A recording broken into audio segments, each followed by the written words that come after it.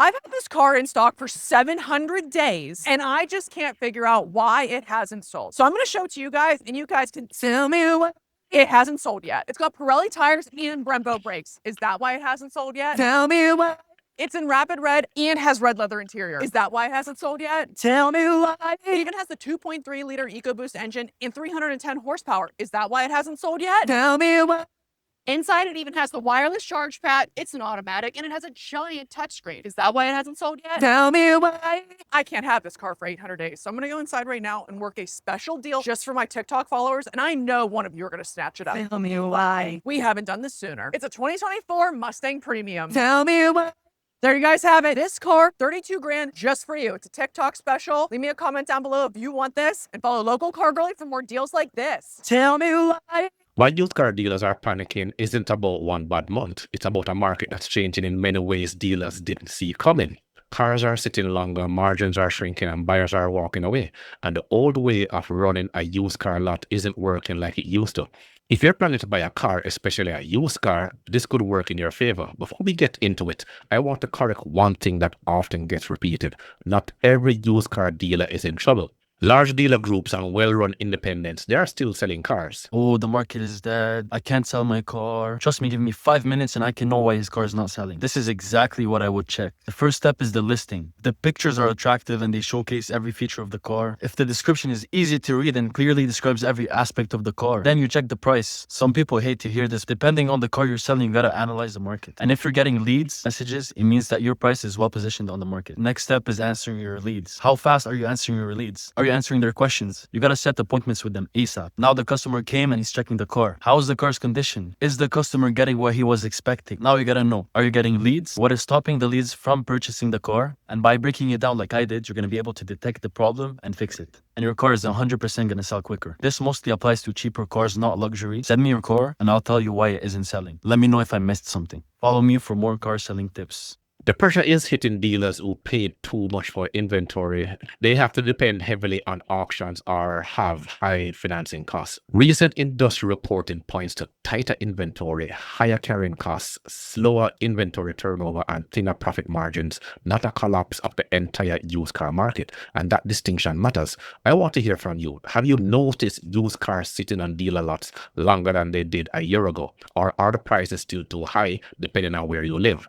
I want to leave your city and your experience in the comments. 7 model year cars are already on the market. And it's fascinating because it's disproportionately the Broncos that are making up the leftover unsold 2025 cars that Ford can't get rid of. And this becomes extra ironic because Ford is offering employee pricing right now, but that's not even a good enough deal to sell the leftover 2025 Broncos. For some context here, you can see this one above my head, 329 days on the market, or this one 237 days, or this one 207 days. Again, 2027 model year vehicles are already being sold, and it's the middle of May, and Ford has 70,000 leftover unsold cars. So what does this practically mean for you? A few things. One, employee pricing on a leftover 2025 Ford product is not good enough. You can negotiate even more, especially on some of those Broncos. Another thing, you're pretty much getting a used car at this point. It's still a new car, but you need to get an inspection on that vehicle. It's been sitting at the dealership for hundreds of days. You need to make sure it doesn't have flat spots in the tires. Do a really good test drive on the vehicle. Make sure it's still in good condition. And the longer a vehicle has sat on a dealer's lot, the more motivated they are to get rid of it. Use caredge.com/unsold to see unsold inventory in your area and go get yourself a heck of a deal. And as he says, you're basically getting a used car at this point in time. It's now 2026 going into 2027 models. But here's exactly what's happening. For years, dealers, they could buy almost anything at an auction, put it on the lot, add a markup and expect it to sell. That strategy worked when inventory was tighter. Buyers had few choices. Today, the mathematics on that, it has totally changed. Many dealers are paying high prices at auction while buyers are pushing back against the high retail prices. And that squeezes profit on both sides. And here's another problem. Interest rates remain much higher than they were a few years ago. A vehicle that seemed affordable at a lower rate suddenly carries a much higher monthly payment. And some buyers simply decide to keep the car they already own. Other people like myself, we postpone buying a car altogether, and that will slow down demand. You can't even buy a used car no more. I'm on Facebook Market just looking around for a used car, especially for the brands that you know that's going to last pretty good. And everybody knows that Hondas and Toyotas last pretty damn well. There is no reason why I'm seeing Hondas and Toyotas that are 20 years old, 200,000 miles, and you want to price them at $5,000, $6,000. And they got a savage built title. Like, the car game ain't even right no more. The housing market already fucked up, but the automobile market is even more fucked up. Are you serious? 200,000 miles and you want to sell me your car for $5,000, $6,000? And it's 20 years old? Come on, man. What are we doing out here, dog? It's bad enough that when you try to buy a brand new motherfucking car, 2025, your car payment gonna be $1,000, the price of goddamn rent for a 1-bedroom or studio apartment. Insurance gonna be way high. But for a used car, you out here charging $5,000 or more for a 20-year-old car? Come on, man. This ain't right. Trump got to do something. I understand he's the president right now. We can't talk about nobody else. He the president. We got to do something about that. The economy is already effed up. More tariffs are happening. Prices are going up. They saying groceries are about to go up. Everything is up high, but they still acting like we out here living rich. It's not fair. We out here struggling. We out here struggling. We can manage our money all we want. We can go back to eating bologna sandwich and oodles and noodles to try to budget ourselves. We still gonna be broke. It's not fair. And he's absolutely right. I remember pre-COVID market condition, you could actually get a 20-year-old Toyota Corolla for under $2,000-$3,000, or even depending on the mileage, up to 25-year-old car you could get for at least $700-$800 in very good condition. But all of that changed. Right now, Toyota Corollas, Honda Civics, Honda Accords, Toyota Camrys, and Lexus models, they're way, way, way far more too expensive, in my opinion. So if you put yourself in the dealer's position, every vehicle sitting on a lot is going to cost money. Floor plan interest, insurance, maintenance, advertising, the longer it sits, the less money it's going to make. Eventually, the dealer has one choice: lower the price or keep paying to own that car sitting on the lot. And that is why aging inventory, it keeps dealers awake at nights. And there's also a supply problem that hasn't gone away. Millions of vehicles were never built during the pandemic years, and those missing vehicles never entered the used market. Normally, a new vehicle becomes tomorrow's used vehicle after several years.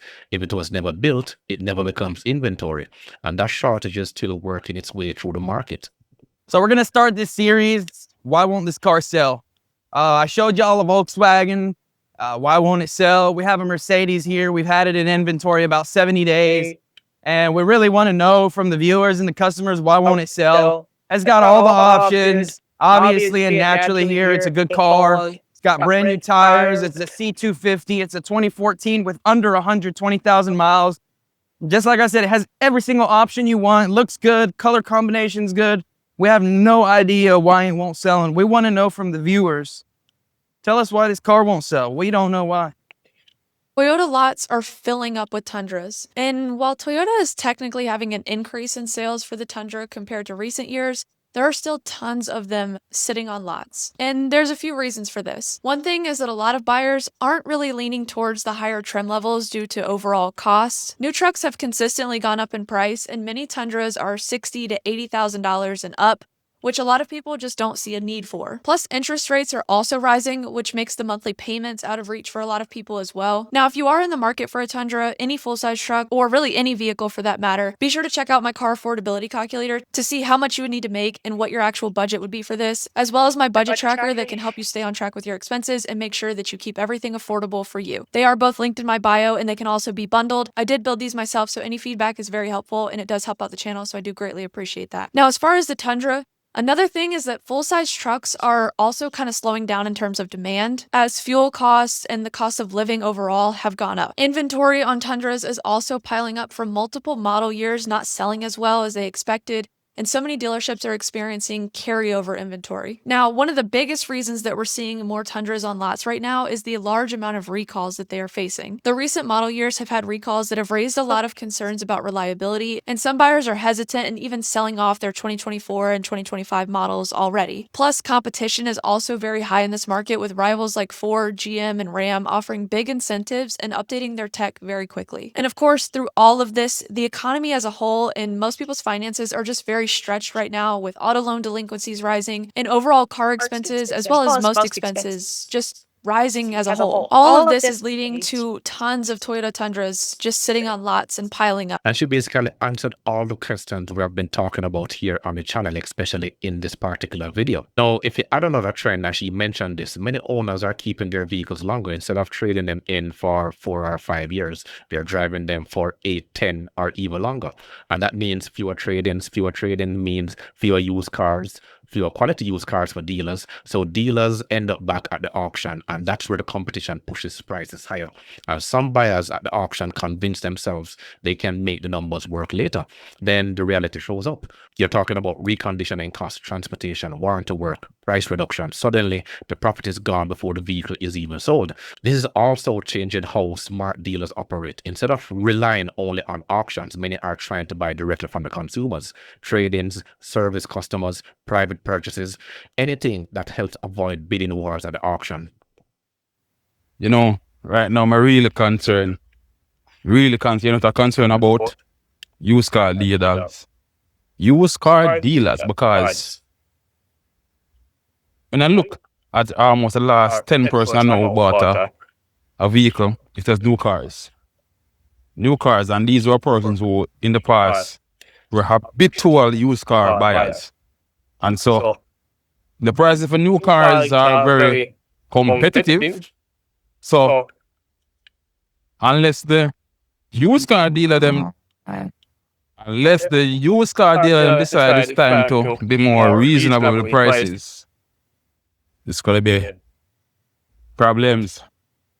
Yeah, man. So I'm proposed to talk about China vehicle, them not you not go on a China vehicle. What happened to them when they reach a certain age? What go buy them?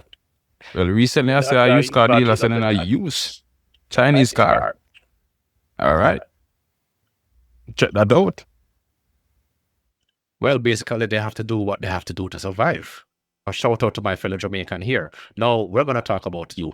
If you're buying a used vehicle, don't assume the asking price is the final price. If a vehicle has been sitting for 60, 90, or 120 days, the dealer may have more room to negotiate than you think. And that doesn't mean every dealer is desperate. It means every vehicle has a carrying cost, and time changes negotiating power. And here's something I really think many dealers need to hear. The market has changed.